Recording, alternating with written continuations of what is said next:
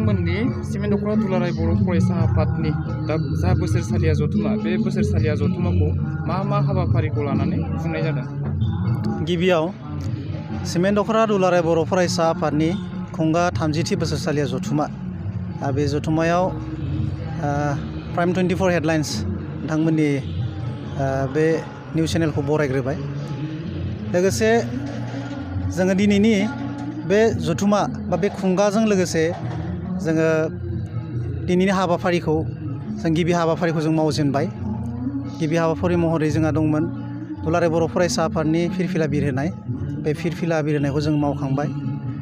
बेनि उनाव नैथि हाबाफारि जोंहा दुलाराय बर' माहारिनि थाखाय जाय मुंख्लं बिथांमोना गावनि बेसेन गोसा जिउखौ बावदोंमोन बिथांमोननो जों बिबार बावनाय बे हाबाफारियाबो जाखांबाय। दिनै जोङो बे हाबाफारियाव थान्दै मेलनि गेजेरजों बा जोङो थान्दै मेलाव जोंनि जिल्ला आफादनि मावथि एबा बिबानगिरि बिथांमोनखौ लिंनाय जादों। लोगोसे गंफ्रोमबो गामिनिफ्राय जोङो दैदेनगिरि आरो लाइमोन बिथांमोनखौ लिंहरनाय जादों। दिनै थान्दै मेलाव जोङो दुलाराय बर' फरायसा आफादनि जा नोजोर थां माव आरो जौगा बेनि सायाव जोङो गुवारै सावरायनाय जागोन। लोगोसे दानि थासारियाव जोंनि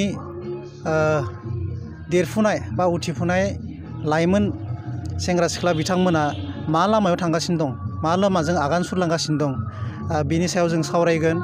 लोगोसे बिथांमोनखौ जोङो थोंजों एबा सैथो लामाखौ मा राहायै जों देखायनो हागोन जों बिनि सायावबो जों सावरायनाय जागोन। लोगोसे उननि हाबाफारिफोराव जोङो जिहेथु जोंनि उन जोलैयानो जोंनि जा जोंनि सुबुं सम्पद जाहैगोन।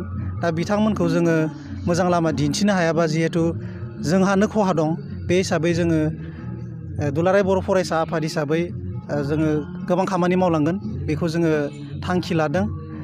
लोगोसे जोङो सोलोंथाइनि सायाव जिहेथु जोंहा नाजायै दुलाराय बर' फरायसा आफाद आरो रायजो राजाफोरनि मेंनो रोङि जा नाजानाय बे नाजानायजों जोंहा मोनसे सुक्तियाव फैनो हाबाय, बिटिआर सुक्ति। बे सुक्तिनि उनावबो जोंहा गोबां खामानि मावनो गोनां दं। जेरै आं बुंलांबाय सोलोंथाइनि सायाव मावलांनो गोनां दं।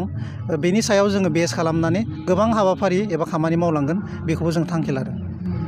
आरो दिनै नोंथांमोननि बोसोरसालिया जथुमायावनो जा बडि चेन्ज खालामनाय जागोन बेनि सोमोन्दै मिथिनाय जादों।